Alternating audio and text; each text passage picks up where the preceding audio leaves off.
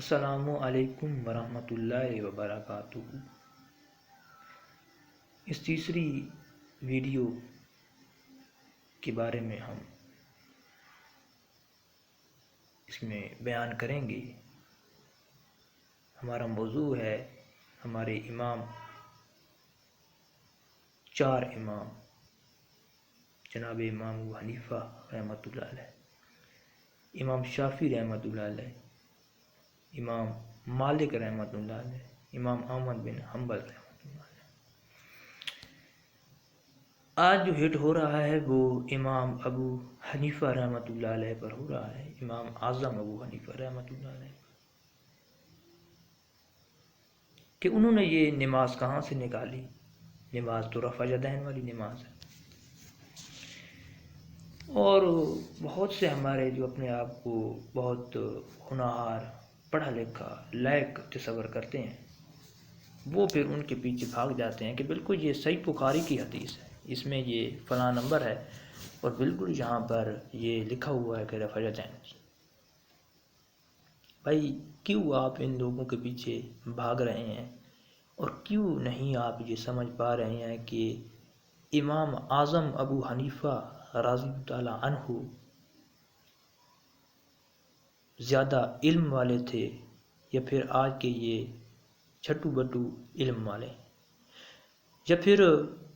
جو بھی آپ بات رکھتے ہیں ذہن میں، جو بھی تصور کرتے ہیں، آپ اس سے یہ موازنہ کر کے دیکھیں کہ امام اعظم ابو حنیفہ رحمۃ اللہ علیہ کا زیادہ علم تھا، یا پھر آپ کے لیے جو رکھے ہوئے ہیں اس کے مد مقابل ان کا زیادہ علم ہے۔ دیکھو، امام اعظم ابو حنیفہ رحمۃ اللہ علیہ بہت بڑے فقہا اور مجتہد علم والے تھے۔ ان کی آپ شان میں کبھی ویڈیوز دیکھیں، ان کی شان آپ دیکھیں تو آپ کو معلوم ہو جائے گا۔ آپ یہ سرچ مار سکتے ہیں کہ امام اعظم ابو حنیفہ رحمۃ اللہ علیہ بائے فروخ خان رضوی، تو اور بھی جہاں سے آپ پڑھ سکتے ہیں، آپ جہاں سے بھی سن سکتے ہیں، آپ ایک بار شان ان کی سنیں۔ دیکھو، ان محدثین امام بخاری اور امام مسلم رحمۃ اللہ علیہ کے سے پہلے جو ہے یہ امام گزرے ہیں۔ اب اس نماز کے حوالے سے میں ایک بات کہوں گا کہ یہ نماز والی آخر بات کیا ہے۔ دیکھو، ایک رفع یدین نماز ہے جس کے حوالے سے صحیح بخاری حدیث میں بھی ملتا ہے کہ یہ رفع یدین تھی۔ حضور اکرم صلی اللہ علیہ وآلہ وسلم اس طریقے سے نماز پڑھتے تھے، جب رکوع میں جانے لگتے تھے تو ہاتھ چھوڑتے تھے، پھر جب رکوع سے سجدے میں جانے لگتے تھے تو ہاتھ یعنی تکبیر کی طرح یعنی کہ کرتے تھے۔ تو اس حدیث کا غلط فائدہ اٹھا کر یہود قوم یا لوگوں کو گمراہ کیا جا رہا ہے۔ دیکھو، ٹوٹلی بات یہ ہے کہ یہ رفع یدین والی نماز حضور اکرم صلی اللہ علیہ وآلہ وسلم پہلے ادا کرتے تھے، اسی طرح پہلے آپ ادا فرماتے تھے جس طریقے سے نماز کی شروعات ہوئی تھی۔ اب نماز کی شروعات یوں ہوئی تھی کہ پہلے صبح اور مغرب والی البتہ یا عشاء والی پڑھی جاتی تھی، پھر صرف تہجد پڑھی جاتی تھی، پھر اسی طریقے سے کئی ادوار گزرے ہیں کہ جس میں نماز پڑھی جاتی تھی۔ پھر معراج شریف کی رات کے بعد 5 وقت کی فرض نماز ادا کی گئی، یہ حکم دیا گیا فرض نماز ادا کرنے کا 5 وقت۔ تو بہرحال بات کرنے کا مقصد ہے کہ یہ ادوار سے کام ہوتا ہے۔ اسی طریقے سے حضور اکرم صلی اللہ علیہ وآلہ وسلم نے پہلے رفع یدین نماز ادا فرمائی، پھر اس کے بعد حضور اکرم صلی اللہ علیہ وسلم نے جو امام ابو حنیفہ رحمۃ اللہ علیہ نے بتایا وہ نماز ادا فرمائی۔ اب امام ابو حنیفہ رحمۃ اللہ علیہ کے سامنے سے یہ رفع یدین والی حدیثیں بھی گزری ہیں۔ جو امام بخاری ہیں یا امام مسلم ہیں انہوں نے حدیثوں کو اکٹھا کیا ہے، بس یہی ان کا کام ہے، اور انہوں نے جو حدیثوں کو اکٹھا کیا ہے ان کی تعداد بھی بہت کم ہے، جبکہ ہمارے جو امام گزرے ہیں ان کو 6 لاکھ سے بھی زیادہ حدیثیں یاد تھیں، اور 6 لاکھ سے جب حدیثیں زیادہ ابو یاد ہو جاتی ہیں تو وہ بن جاتا ہے مجتہد۔ یعنی کہ مجتہد تو ایسے بننے کے لیے بہت کچھ چاہیے، جیسے کہ قرآن مجید کی ناسخ و منسوخ آیات ہیں ان کا بھی علم ہونا چاہیے، یعنی کہ پورے اسلام مذہب کا جو ہے وہ علم ہونا چاہیے، قرآن مجید و حدیث مبارکہ ہو تمام تر۔ تو فتویٰ دینے کا حق کس سے ہے، یہ بات تھی۔ وہ فقہا جو بنتے ہیں وہ کیسے بنتے ہیں، تو یہ ہوتا ہے کہ 6 لاکھ سے جب زیادہ حدیثیں یاد ہو جاتی ہیں تب فقہا بنتے ہیں فتویٰ دینے کا۔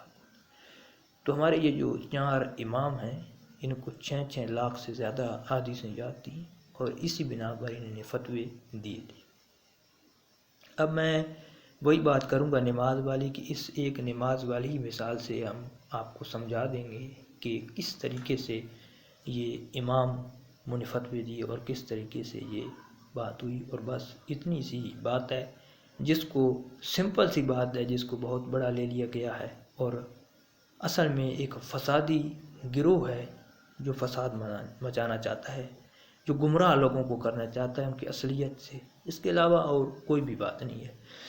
تو یہ رفع یدین والی حدیث جو ہے امام اعظم ابو حنیفہ رحمۃ اللہ علیہ کے سامنے سے بھی گزری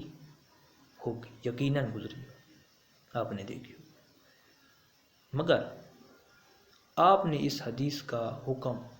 اس حدیث کے مطابق نماز کا حکم کیوں نہیں دیا؟ اس کی وجہ یہ ہے کہ جہاں یہ حدیث آپ کو ملتی ہے وہاں پر دوسری بھی حدیثیں ہیں جس میں حضور اکرم صلی اللہ علیہ وآلہ وسلم نے اس نماز سے منع فرمایا تھا کہ یہ نماز آپ نے ادا نہیں کرنی، اب آپ نے ایسے نماز ادا کرنی ہے۔ جیسے آپ سمجھ رہے ہیں کہ ادوار گزرتے آئے، اسی طریقے سے حضور سرور صلی اللہ علیہ وآلہ وسلم نے فرمایا کہ پہلے جو نماز پڑھی جاتی تھی اب وہ نماز آپ نے نہیں پڑھنی، بلکہ اب آپ نے ایسی نماز پڑھنی۔ تو اس بنا پر ان حدیثوں کے مطابق یہ حدیثیں ہیں، آپ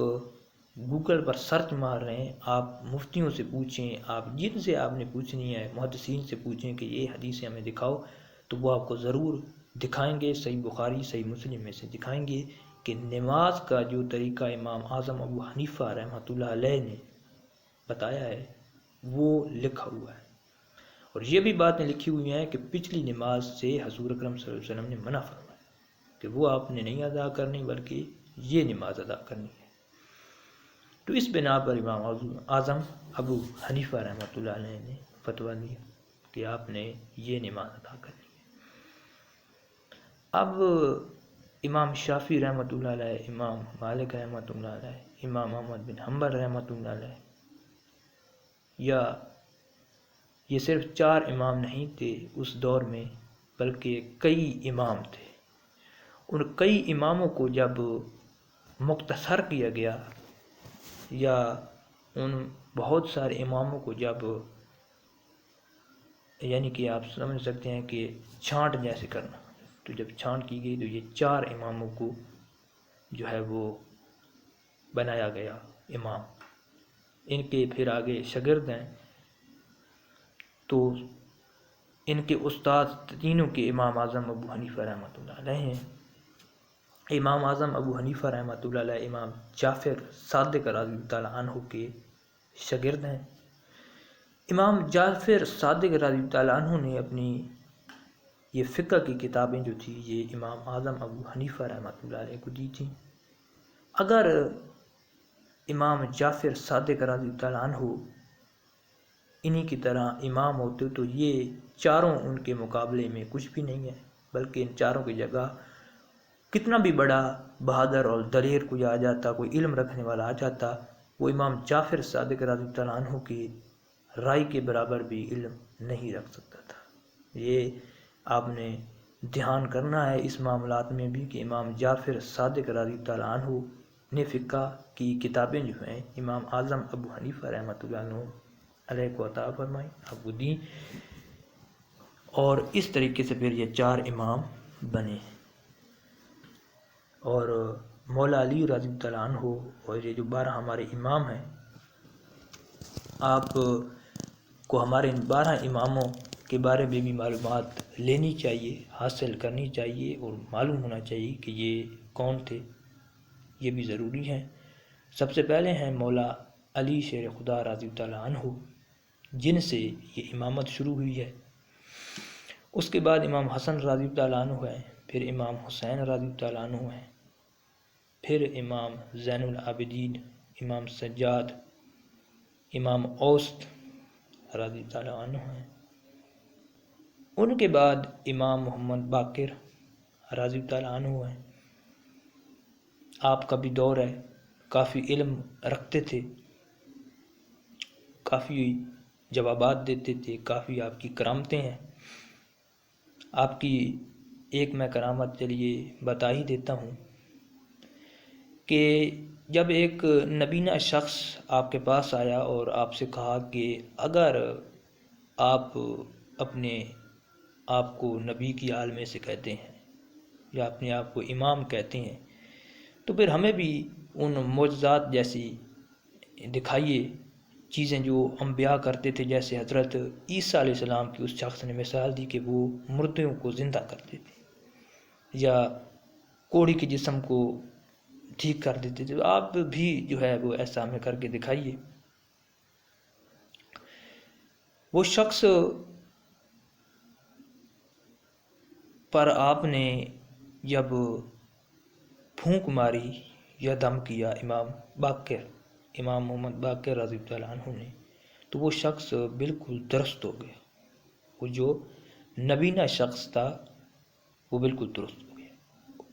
اور وہ یہ حیران رہ گیا کہ وہ کیسے بالکل درست ہو چکا۔ اب اس پر امام محمد باقر رضی اللہ عنہ نے ان سے فرمایا کہ کیا تو اپنی یہ اس دنیا میں آنکھیں چاہتا ہے یا جنت چاہتا ہے؟ اگر جنت چاہتا ہے تو پھر یہ زندگی نبینگی سے گزار، اور جنت کی ضمانت میں تجھے دیتا ہوں۔ دیکھو، ہمارے حضور اکرم صلی اللہ علیہ وسلم ہوں، ہمارے یہ امام ہوں، ہمارے اولیاء کرام رضی اللہ عنہ ہوں، ان کی اتنی پہنچ اللہ تعالیٰ تک ہے، اتنا قرب ہے کہ یہ بے شک دنیا میں بھی جنت کی ضمانتیں دے سکتے ہیں۔ جی ہاں، میں نے پچھلی ویڈیوز میں آپ سے کہا تھا کہ یہ بہت لمبے اور بڑے معاملات ہیں، مگر آج کل کے دور میں ان کا مذاق اڑایا جا رہا ہے اور خود کو بہت علم دار اور پڑھا لکھا سمجھ کر ان پر ہنسی مذاق کی جاتی ہے، جبکہ یہ حقیقتیں ہیں۔ تو اس شخص کو بھی یقین تھا، وہ آج کی طرح کے ان پڑھے لکھوں لوگوں میں نہیں تھا۔ اس نے کہا کہ مجھے وہ جنت ہی چاہیے، تو وہ شخص دوبارہ نبی نہ ہو گیا تھا۔ اسی طریقے سے امام محمد باقر رضی اللہ عنہ کے بعد امام جعفر صادق رضی اللہ عنہ ہیں، ان کے بارے میں بھی آپ نے بہت کچھ سنا ہوگا۔ امام جعفر صادق رضی اللہ عنہ کے بعد امام موسیٰ کاظم ہیں، امام علی رضا ہیں، امام محمد تقی ہیں، امام محمد نقی ہیں، امام حسن عسکری ہیں، امام مہدی رضی اللہ عنہما ہیں۔ تو یہ 12 امام ہیں، یہ آپ یاد کر لیں۔ آخر ہمیں ان کی ہسٹری معلوم نہیں ہے تو کم از کم یاد تو ہونے چاہیے، مگر ہمیں ان کے بارے میں بھی معلوم ہونا چاہیے کہ آخر یہ ہمارے امام کی کیسی زندگی گزری ہے۔ ان سارے اماموں نے بڑی مشکلیں اٹھائی، بڑی تکلیفیں اٹھائیں، حالانکہ ہمارے حضور اکرم صلی اللہ تعالیٰ علیہ وآلہ وسلم کی اولاد میں سے تھے، نسل مبارک تھی، مگر بہت تکلیفیں اور مشکلیں اٹھائی ہیں۔ ہمارے ان امام علی رضی اللہ عنہ کے بعد یا امام جعفر صادق رضی اللہ عنہ کے بعد آپ کا دیکھ لیں تو سب کو زہر دی گئی تھی، قید کیا گیا تھا، اور کئی طرح کے جو ہیں وہ انہوں نے ظلم و ستم کیے۔ بہرحال سب سے پہلے ہیں مولا علی رضی اللہ عنہ ہیں، اس کے بعد امام حسن رضی اللہ عنہ ہیں، پھر امام حسین رضی اللہ عنہ ہیں، پھر امام زین العابدین رضی اللہ عنہ ہیں، پھر امام محمد باقر رضی اللہ عنہ ہیں، پھر اس کے بعد امام جعفر صادق رضی اللہ عنہ ہیں، امام موسیٰ کاظم رضی اللہ عنہ، امام علی رضا رضی اللہ عنہ، امام تقی رضی اللہ عنہ، امام نقی رضی اللہ عنہ، امام حسن عسکری رضی اللہ عنہ، امام مہدی رضی اللہ عنہ، اور ان کو آپ علیہ السلام بھی کہہ سکتے ہیں۔ تو بہرحال ہمارا موضوع چل رہا تھا امام اعظم ابو حنیفہ رضی اللہ عنہ نے جو نماز کا حکم دیا وہ حدیث کے مطابق دیا، وہ حضور اکرم صلی اللہ تعالیٰ علیہ وآلہ وسلم کی زندگی کے مطابق دیا، ان کے مبارک جو حکم تھا ان کے مطابق دیا۔ اب یہ تین امام جو تھے انہوں نے کیوں نہیں دیا، تو اس پر بھی سوال ہے۔ اس کا جواب یہ ہے کہ انہوں نے وہ جو حدیثیں ہوں گی، وہ جو حضور اکرم صلی اللہ علیہ وسلم کا فرمان ہوگا کہ اس نماز سے میں منع کرتا ہوں اور یہ نماز اختیار کی جائے، تو ان پر ان کا جو ہے وہ علم نہیں گیا، انہوں نے نہیں دیکھا۔ اگر وہ دیکھ لیتے تو وہ بھی یہی حکم دیتے۔ تو یہ بہت سی باتیں ہیں، ان کے پیچھے آپ نہ پڑو، ان پڑھے لکھے جہلوں کے پاس نہ جاؤ جن کے اندر حسد، بغض اور نفرت بھری ہوئی ہے، جلن بھری ہوئی ہے، جو امت محمدیہ صلی اللہ علیہ وآلہ وسلم کو گمراہ کرنا چاہتے ہیں، ان کو تکلیفوں میں دیکھنا چاہتے ہیں، ان کے پاس مت جاؤ۔ ایک سوال کا میں جواب دے کر یہ ویڈیو اختتام کرتا ہوں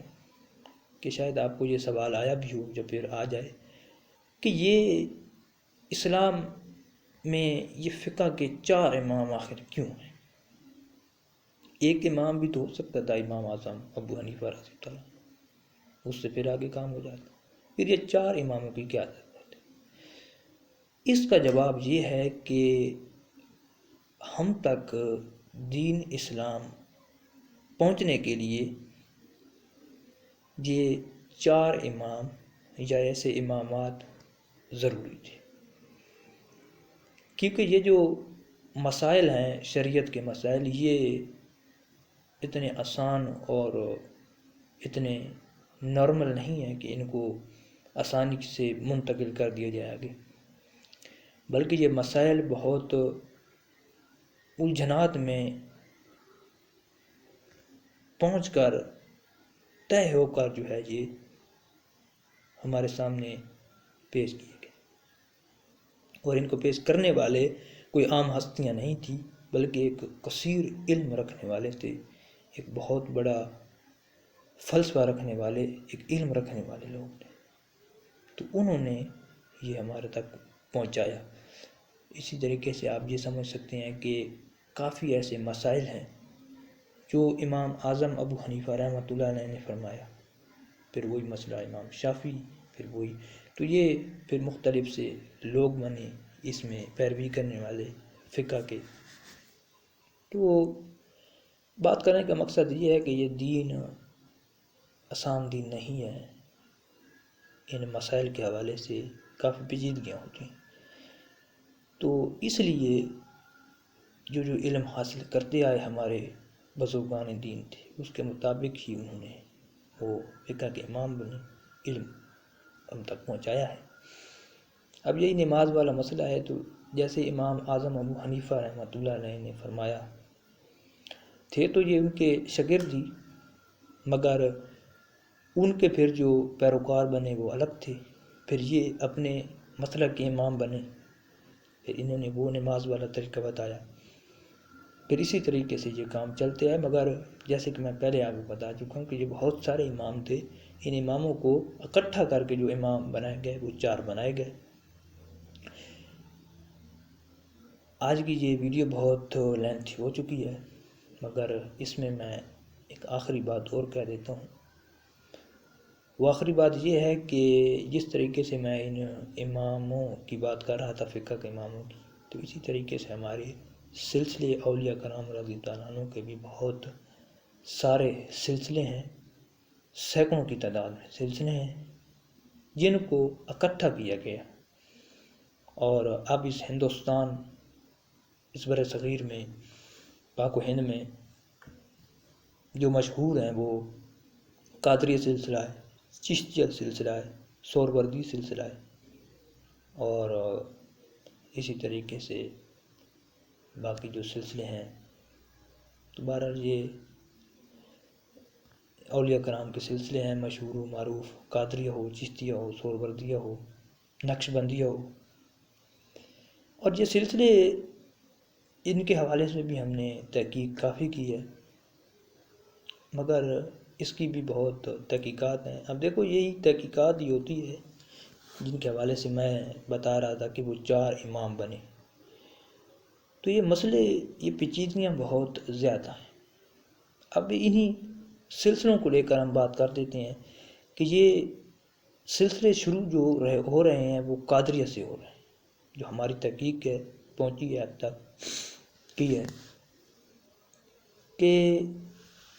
امام حضرت شیخ العظم شیخ عبد القادر جیلانی غوث العظم رضی اللہ عنہ، امام ہمارے ولیوں کے سردار ہیں، غوث العظم رحمۃ اللہ علیہ، ان سے یہ قادریہ سلسلہ شروع ہوا۔ پھر ان سے سلسلے شروع ہوتے ہوتے یہ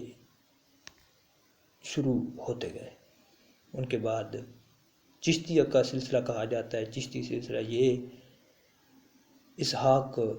حضرت ابو الاسحاق شامی رضی اللہ عنہ ہیں جن سے چشتیہ سلسلہ شروع ہوا۔